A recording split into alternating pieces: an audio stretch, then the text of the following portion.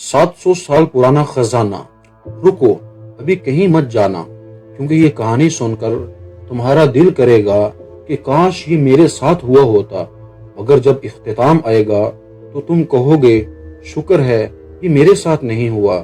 یہ کہانی ہے ایک ایسے خزانے کی جو 700 سال سے زمین کے نیچے دبا تھا، جسے ڈھونڈنے والے مر گئے، جسے پانے والے بدل گئے، اور جس نے آخر میں وہ کیا جو کسی نے نہیں سوچا تھا۔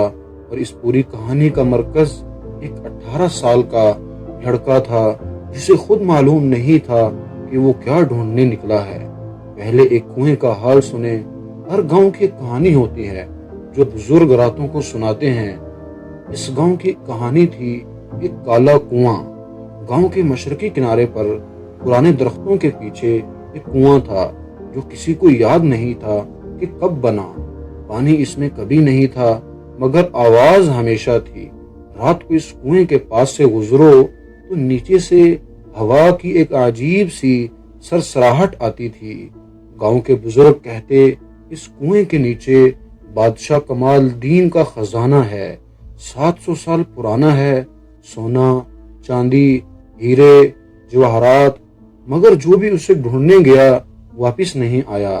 بچے یہ سن کر ڈر جاتے تھے، بڑے یہ سن کر خاموش ہو جاتے تھے، مگر ایک لڑکا تھا جو یہ سن کر کچھ سوچتا تھا۔ اس لڑکے کا نام جاوید تھا، 18 سال کا جوان، دبلا پتلا، بکھرے بال، اور ہر وقت کچھ نہ کچھ سوچتے ہوئے۔ باپ کا سایہ 3 سال پہلے اٹھ گیا تھا، ماں بیمار رہتی تھی، گھر میں اتنا بھی نہیں تھا کہ مہینے کی دوائیں آ سکیں۔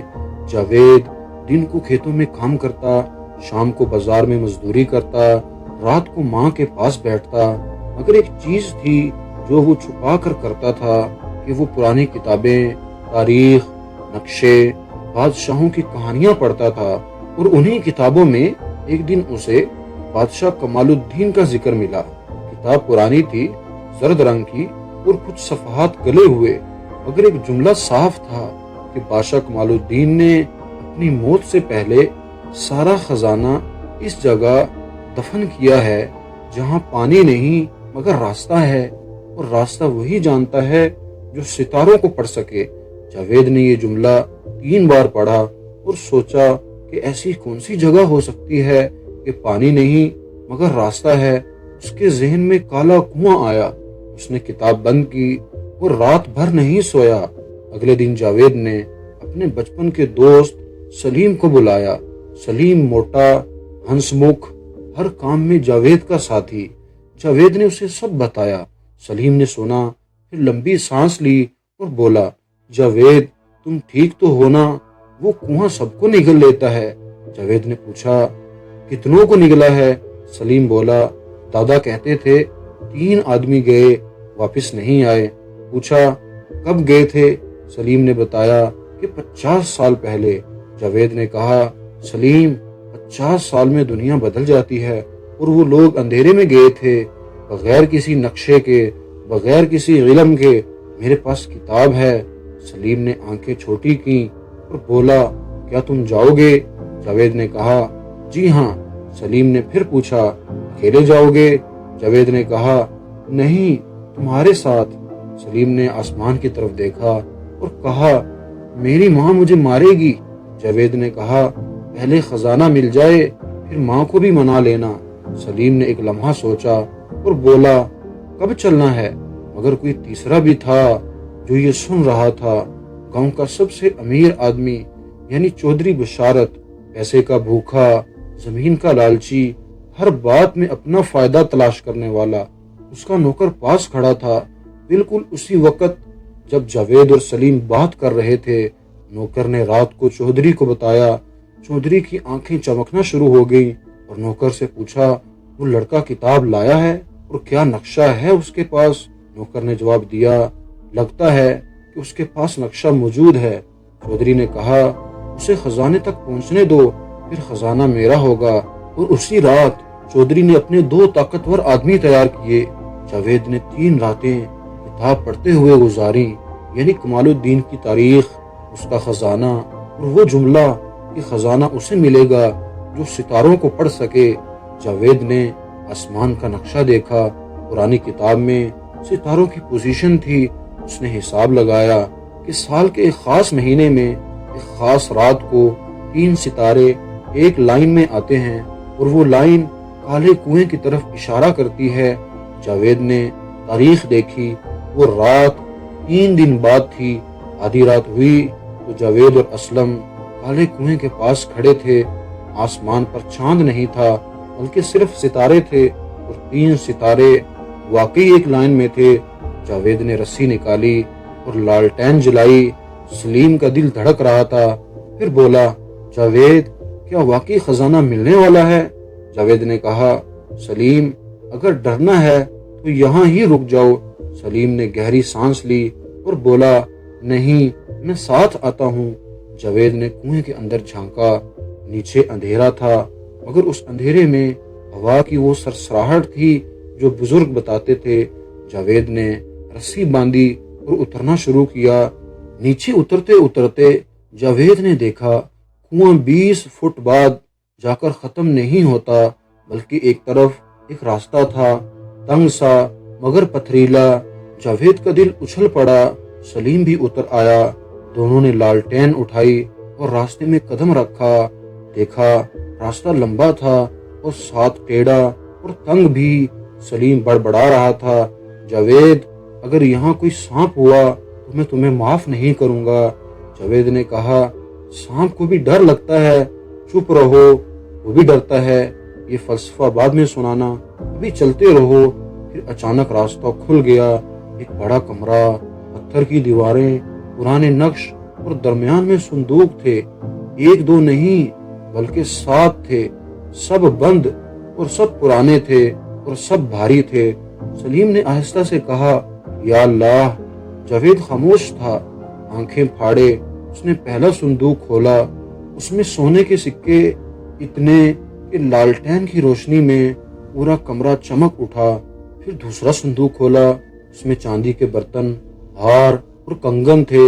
تیسرا صندوق کھولا، اس میں ہیرے، یاقوت اور رنگ برنگے پتھر تھے جو تاریکی میں بھی چمکتے تھے۔ سلیم کی آنکھیں بھر آئیں اور بولا، جاوید ہم امیر ہو گئے۔ جاوید نے ہاتھ بڑھایا، ایک سکہ اٹھایا، پرانا، بھاری، اور اس پر ایک طرف بادشاہ کمال الدین کا نام لکھا تھا۔ پھر اچانک پیچھے سے آواز آئی، بہت شکریہ لڑکے، اب یہاں سے ہٹ جاؤ۔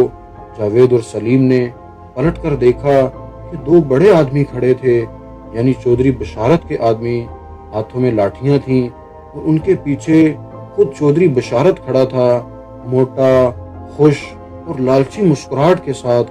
اس نے کہا، تم نے محنت کی، شاباش، مگر یہ زمین میری ہے، اس لیے یہ خزانہ بھی میرا ہے۔ جاؤ، جان سلامت لے کر چلے جاؤ اور یہی غنیمت سمجھو۔ سلیم کا چہرہ سفید پڑ گیا۔ جاوید نے چودھری کو دیکھا، پھر اس کے آدمیوں کو۔ اس کے ہاتھ میں وہ ایک سکہ تھا جو اس نے اٹھایا تھا، اور اسی لمحے جاوید کے ذہن میں کچھ گھوما۔ جاوید نے کہا، چودھری صاحب، یہ خزانہ نہ آپ کا ہے نہ میرا۔ چودھری ہنسا، پھر کس کا ہے؟ جاوید نے کہا، بادشاہ کمال الدین نے یہ خزانہ اپنی رعایا کے لیے چھوڑا تھا، ان لوگوں کے لیے جن سے ٹیکس لے کر یہ بنایا گیا تھا۔ کتاب میں لکھا ہے کہ یہ خزانہ اس شخص کا نہیں جو اسے پائے، بلکہ اس قوم کا ہے جس کی محنت سے یہ بنا۔ چودھری کا چہرہ بدلا اور بولا، بکواس بند کرو، یہ میری زمین ہے۔ جاوید نے وہ سکہ اوپر اٹھایا اور بولا، آپ کی زمین 100 سال پرانی ہے، یہ سکہ 700 سال پرانا ہے، اور میرے پاس وہ کتاب ہے جس میں بادشاہ نے خود لکھا ہے کہ یہ خزانہ کس کے لیے ہے۔ چودھری نے آدمیوں کو اشارہ کیا کہ پکڑو انہیں۔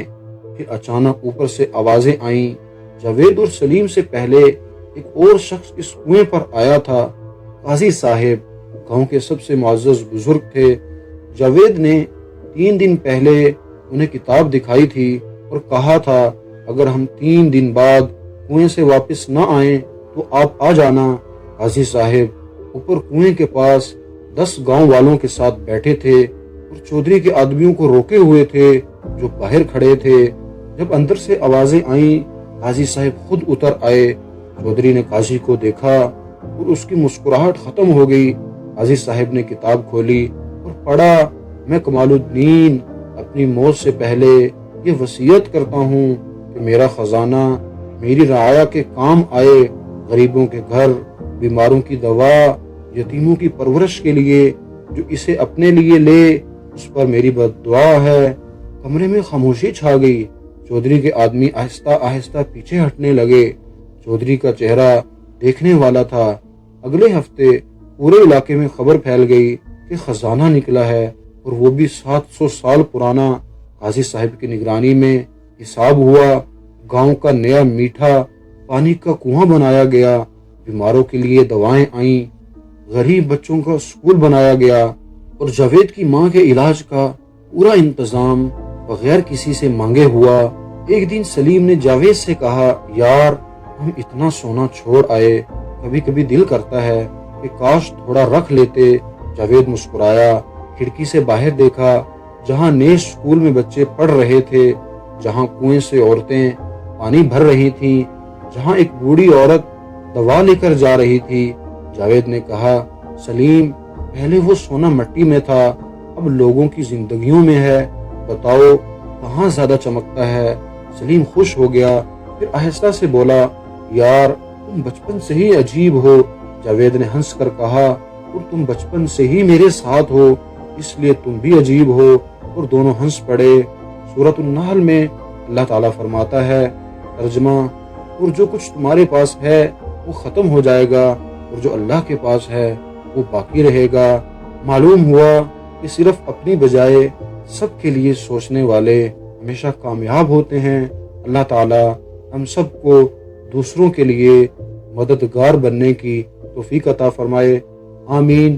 اگر کہانی اچھی لگی ہو تو ویڈیو کو لائک کر دیں اور چینل کو ضرور سبسکرائب کر لیں، تاکہ آئندہ آنے والی مزید عمدہ کہانیاں آپ سے ضائع نہ ہو جائیں۔